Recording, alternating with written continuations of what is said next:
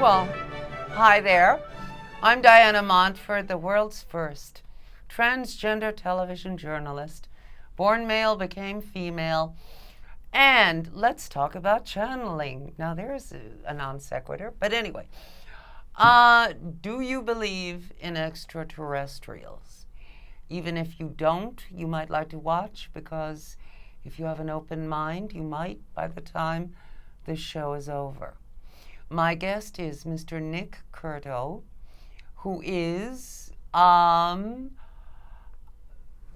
very much in tune with extraterrestrials, with channeling beings from other planets and other dimensions, and the two are not always the same thing.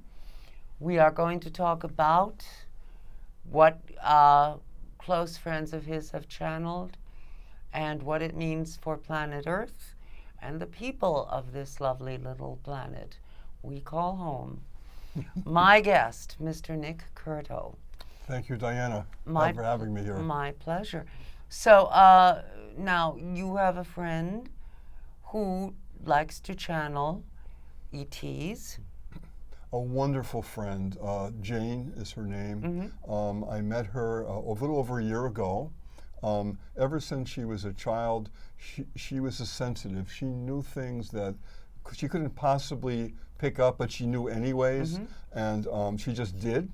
All her life she's had those experiences, and about a little over that, she saw a UFO, and it just jogged her memory a bit about what has happened to her in the past. A year ago from now. Okay. So yeah, and late in 2016. So she's channeled all this stuff that No, she hasn't. She wasn't doing channeling then, but she was just a sensitive. I mean, since then, she's channeled all that she's channeled. Yes, we've done 28 channeling sessions. That's amazing. It is, and she said she came to some of the Disclosure Network New York meetings, and which is all about research in that field. And before that, the same day, you have your meeting, the Urantia book meeting, I believe. Exactly. Thank you for that. Yes, we have at the center on 13th Street here in New York. 1 to 2 for Urantia book study group, and then from 2 to 4 for Disclosure Network New York. And the Urantia book deals also with extraterrestrials and other. So a lot of people go to both meetings. Right, sure. It's free for the Urantia book. The first hour, the 2-hour Disclosure Network is a $10 fee to help pay for costs. And we've had amazing people speak. So she came to the meetings, and she was very interested in what we were doing, and she approached me. Are you also on the board of the Disclosure meeting? Disclosure Network, originally when Dr. Stephen Greer came to New York for his first lecture, I volunteered to do PR for him because I believed in what he was doing. He's an amazing guy. And after it was over, I was a volunteer along with a couple of other people. Well, you're also the PR person for the Urantia book, so also you know what you're doing. Yeah. Well, thank you. Yes, and I was trained at my college, the Massachusetts College of Art and Design in Boston, for that sort of field, communications. Yes. So what happened was, Jane approached me, and she said, Nick, I would like to do a channeling research project. Let's see what we can do, and I want you to be with me on this. And I was honored that she would ask me. This is something I'd never been involved with ever. So this was brand new. And we picked a morning, and I went to her home/office. She said I need to have quiet and most darkened room, so we had a very little light. I had a little pad to write if there were notes to be taken, and we had no idea that this was going to work. We just were going to try much less that it would work so spectacularly. Exactly. So when she got into a deep breathing thing, I did it with her, trying to do anything I could to help her on this. And after a while, she said, I'm seeing a presence. It's an old man, and he's coming this way. And then she said, who are you? And she said, Nick, he's saying his name is Harry. And she said, do you have a last name? He gave it. And she said, why are you here contacting us now? We're happy to have you. And he said, I know what you're looking for, and I have information. Now, at the time, Jane and I were very interested in the story behind the chemtrails in our skies. Yes. They're not vapor trails, as you know. They're toxic chemicals being sprayed on us every single day. Yes. Man, women, children, our food, our water, that's coming into our lives. And Why are they doing this? Well, believe it or not, the reason is because multi-million-dollar individuals want to thin the population. They've made the decision that there's too many people in the world, and they decided that if they would kill a great many of us, it would be a better earth. For them. For them, exactly. Well, they'll have to leave enough people to be servants for them, I would Exactly. You've got that right on the money. And so we knew that was going on, and we know who was doing it. Do they doing it in Manhattan as well? Yes. That's very strange because so many people of power and money and influence live in Manhattan. You would think they would be more careful with their own, you know. That's an interesting point.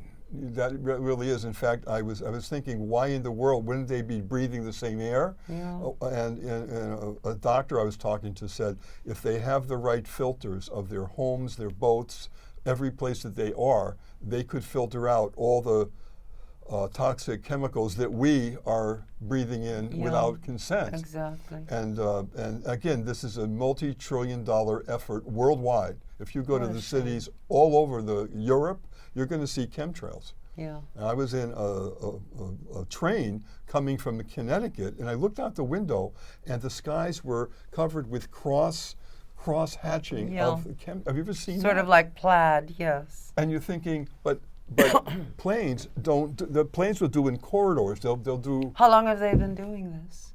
More than 30 years. I know that sounds like crazy. More than 30 years, but this has been stepped up, and it's worldwide.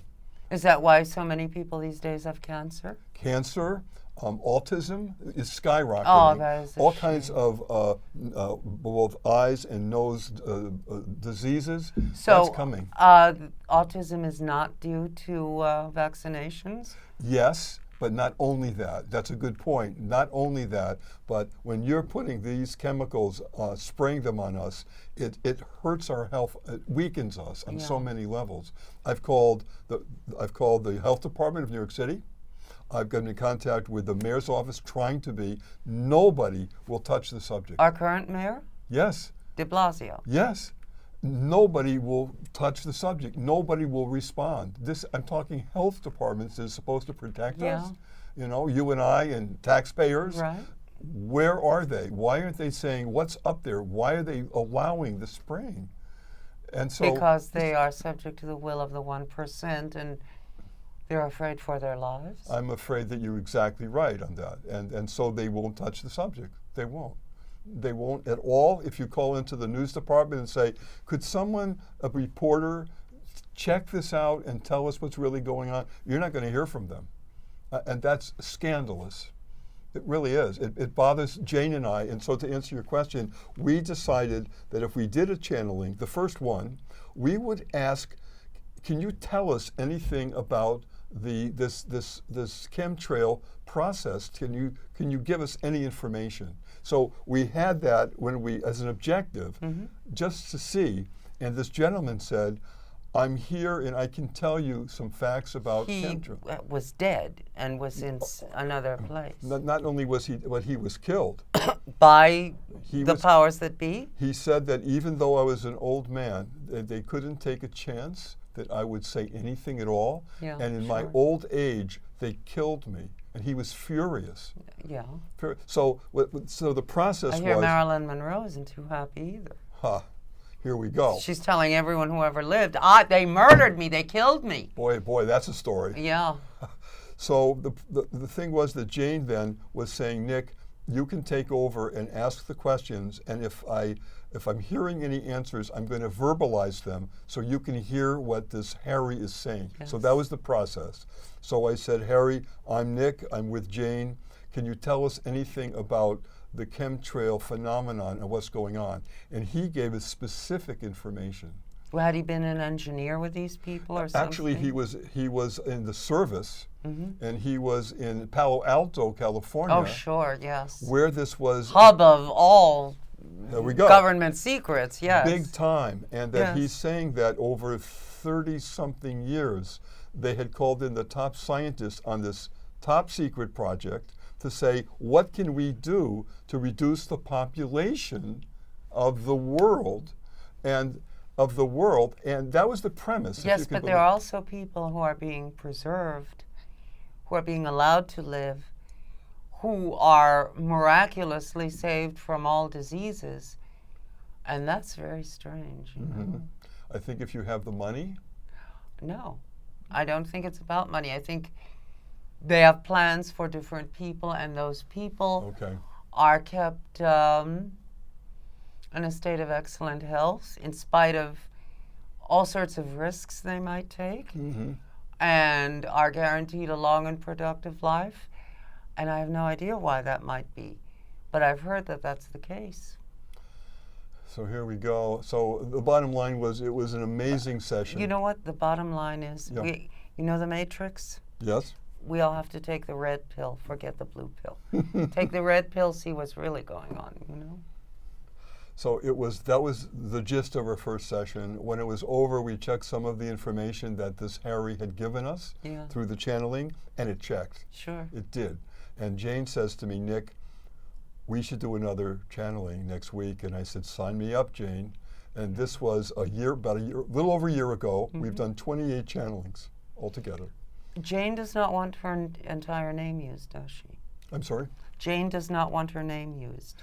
She's a very, very private person for professional reasons too, and she doesn't want to be public on this. It's a very private thing that she does. She has a gift, a total gift to do this. Yeah. She's also one of the most amazing, nicest people I've ever met. Is she also afraid of what might happen to her? Of course, that's a factor. Yeah. Yes, it is. Sure. So we decided to do another one, and this time Jane said, why don't I buy a recorder, an audio recorder? Sure. And so we had that. An old-time cassette tape player. Absolutely. And so after the first one, which was only my notes, all the rest of them were audio recorded. So it was what I said, what Jane said, and the entity that came in by name was saying everything is recorded. Does her voice change when she's channeling this entity? Interesting question, and the answer is yes. And also sometimes the patter of the words. Some of the entities were almost jovial in a way. Others were because they're now safe and nothing can hurt them. There you go. And others were, I would have to say the word loving and protective. And I was just, my God, wow, this is so interesting. If you can imagine interviewing, in a sense, like, what's your name? Where are you living? We have a lot of channelers on this show. I'm used to it. Okay, then it's an amazing. I was once channeling my mother, or rather a channeler was, and my father broke in after 30 seconds. I thought, boy, that is really rude. Excuse me. Wow. You know, yeah. So, no, we have channelers on all the time. Where's the Earth headed? Did they tell you? Did they? I think the major concern, and this is interplanetary right now, is that they see us as on the verge of destruction, and that we should be very careful about our nuclear bombs and the relationships with other countries. I think it was said in a protective and I will say loving way, and they said you need to watch out for this. Another part of the conversations that happened were I was asking questions like, what do you do for nourishment, for food? How do you... Do you mean the dead or the extraterrestrials? Oh, I'm sorry. We had 2 soldiers who were killed, and they came to us. That was the second and third... Recently killed. Killed. Yes, in a current war. And they were telling us about the last moments of their lives. And Diana, I was crying, and so was Jane. Well, these are young men in their 20s, aren't they? And they were telling us what happened to them until their last breath, and I'm telling you, it was an amazing. Well, quickly, what did happen? At one point, one of them said that he was captured, And he talked about the torture that was inflicted upon them in the last moments of his life. Such as? They cut off his foot. And he died from loss of blood? They buried him alive. And they took and out that's how he died. And they took out his eyes.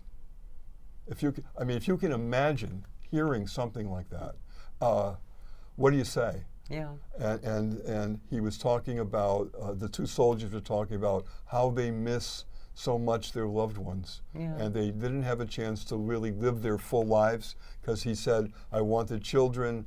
One of them said, I wanted to have a tattoo, and I had never gotten one. But didn't they choose to come to this earth knowing what would happen to them ultimately? Well, if you're going into war, No, but I mean, karmically speaking, didn't they sort of know that their lives would end early and in such painful circumstances? And isn't it possible that they were once torturers themselves and that they were paying for that? I didn't pick that up from them. So I have to say, from what they told us, I would say they weren't on that level. They weren't. They were surprised and horrified that they had been killed. And they were in shock, and one of them said— Did they know they were dead? One of them, yes, but one of them said, I saw your light, and I came towards it, and I didn't know I could communicate with anybody on this level. Yeah. And it was like a surprise to him that he said that. It was. If you're not tuned into metaphysics and you die suddenly and horribly, and that's what was going on. You then have to learn on the other side that this is. That was exactly what's going on. So a few more sessions, and Jane says, Nick, I've always wanted to talk to extraterrestrial people. Well, excuse me now, are these two soldiers at peace now, I hope? Or wouldn't you know? I would hope so. My heart would be in that direction. Are there no dead loved ones there to help them? They said goodbye to us, but I don't know from that point I don't know that. Were they in an intermediate stage between here and wherever they're going? I think they were. I got that. Yes. Your eyes are full of tears. This must have been quite harrowing to hear this. It was a lot. It was a lot to deal with, and your heart goes out. Absolutely did. In fact, we have a warning in the book with the channelings. We have a warning. This is graphic and a war story, and you need to be prepared if you want to read this particular. Do you know, was it who? Do you know where they died? One was Afghanistan, and one was Rwanda. Yeah. These were amazing men. Their lives were before them, and they were snuffed out. Yeah, sure. And one of them was hit badly, and he talked about the moments after, before he says, I can't breathe anymore. It was that descriptive. Yeah. And the other one was talking about how he was tortured. That one especially is just riveting. The one who was buried alive? Yes. That one, you can't read it and not cry. You can't. Yeah. Jane then said, I would love to do some channelings with trying to reach out for extraterrestrials from other dimensions, other planes. Mm-hmm. Nick, are you ready to do that? And I said, sign me up, because of what happened before. We had some success here. Right. So meanwhile, the tape recorder is going, the audio recorder, the digital, so that means that we had recorded word for word everything that was said in that room. And later, Jane, bless her heart, did a transcript, letter for letter, word for word, of everything that was said. And then, because I have worked in the past with theater and do scripts, right. I said, Jane, there were certain emotions between the lines that a reader wouldn't necessarily know about. So I want to do in italics, like I would a script, right. said with a loving heart, or so that they would get the gist of what was really being said. Mm-hmm. So I did a stylized version then, once she gave me the transcript, word for word, of the emotions that were going on. So when you read this, you're going to get the full impact of what we did. And again, talking to beings from other realms, other dimensions, was beyond my wildest dreams. the sessions. Like Overall, was the message from the ETs positive for our future or negative? that. I would have to say very, very concerned. Do we have a way of saving ourselves and not smashing into a wall, so to speak? I think that it's a critical time in the Earth's history for sure. They underlined that. Whether we can affect it or not, one of the things they said was, watch your news. This was said a year ago. Watch your news. You know, I had an epiphany about 2 days ago. I was furious with the political situation, absolutely furious. And then 2 days ago, I thought, you know, I'm making myself sick with this. So I just decided that I will be aware of the news. I will be conscious of the political situation, but I will not let it get to me, and I will not let it make me angry, because it's counterproductive. Live your life and be happy, and happiness is the best revenge. Live fully, live well, live lovingly. Fully in your style. If living fully is sitting at home watching TV, me for example, that's fine, you know. Absolutely. Whatever you consider living fully. But, so they're very concerned. Absolutely. It was running through all the channelings. This loving, I will say, concern, deep concern about the welfare of our planet, of our continuation of the future, of recognizing the dangers that are here. And they were very specific. Do they see a future for us? I think the future is going to be something that will certainly be the challenge of them all.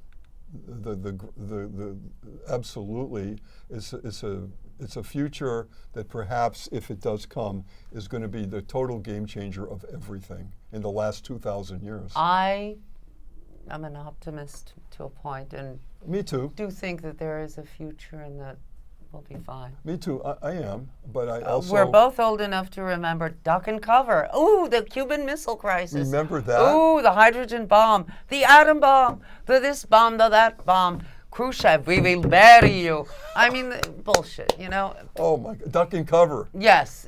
You can look at that and you can scream. I remember being 6 years old and having the nuns chase us down to the basement and say, now, if they detonate a bomb, what's going to happen to us? And they would call on someone, and that person would say, we would die. That's right, you get a gold star. So, I mean, bullshit, you know. They told us to go under the desk, under our desk. That will help a lot. And that we would hold our head like this. And that would help us to survive an atomic, at the time Absolutely. It was an atomic bomb. I totally believe that, don't you? Wow. It was just, when you think of it now, that was the story Here's of how my to protect. point. Every single generation since 1945 in Hiroshima and Nagasaki has heard, ooh, the end is near. And it's not, you know. I mean, it's been 70-something years, and we're still here, folks. So I don't really think that, I think they want us, they're warning us, much the way a parent would warn someone. Okay. If you do that, you'll put out your eye or you'll fall down and break something. And the other part of that, Diana, is they also are concerned for themselves, because they said that when we blast nuclear weapons, it not only what time is it? I'm wondering what time it is. Anyway, you were saying. Hurts our own planet, of course, but on every level you can think of, but it also goes out into space, and it's a threat to the other planets and to them personally. They're taking this in a very personal way. Well, also it's a threat. The bad feelings are things, and thoughts are things, and the hostility involved in war is very bad for you know, for all of us, for all entities anywhere, because you're fostering rage and. So who makes the wars? Who is producing the wars?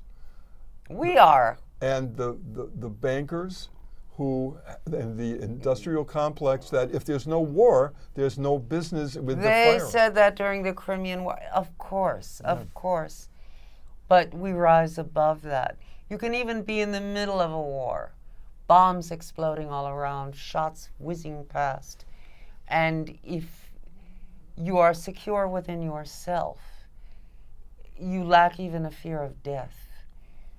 That said, I've never been in a war, so what would I know? But still, you know. Mm-hmm. I mean, really, how much time do we have? 3 minutes? Was that 3 minutes? Okay, I'm channeling something. Okay, now, Jane is obviously sincere. Oh, yes. She's obviously very talented and sensitive when it comes to channeling. Certainly is that. It was a privilege to work with her. It really How was. can people access her readings? I could give out my email address. If you will, sure. Okay, and I'd be happy to do that. And then if they say that they're interested in the book that's coming out, it's Interdimensional Contact Sessions, an introduction to the 22nd century. That's the total title. Well, there's hope right there. 22nd century. We made it, folks. So it's not so bad, you know. No. So and this lady's name is Jane. Jane, she's a very private person for obvious reasons, and so. How can? Excuse me for interrupting, Sure. but how can they access? Give your. Sure. They can email me at Nick, NICK, NYNY, the number 1 at gmail.com. So that's Nick, NYNY, the number 1 at gmail.com. And when I say 1, it's not ONE, it's the figure 1. Yes, the numeral 1. And just say the Roman numeral 1. They can just say interested in the channeling session book, and when it's available, we can tell them where to go. Okay, great. To pick it up. And I will, anyway, where's my camera? I'm Diana Montford. This has been the Diana Montford Show. My guest has been Mr. Nick Curto, talking about channeling and how you can contact him to talk about channeling and to access the wonderful readings of Jane X. I love you even if no one else loves you. I love you. You matter to me. Even if you're an extraterrestrial, that's fine. I like it weird. Anyway, I love you a lot, and I'll see you next time. Bye.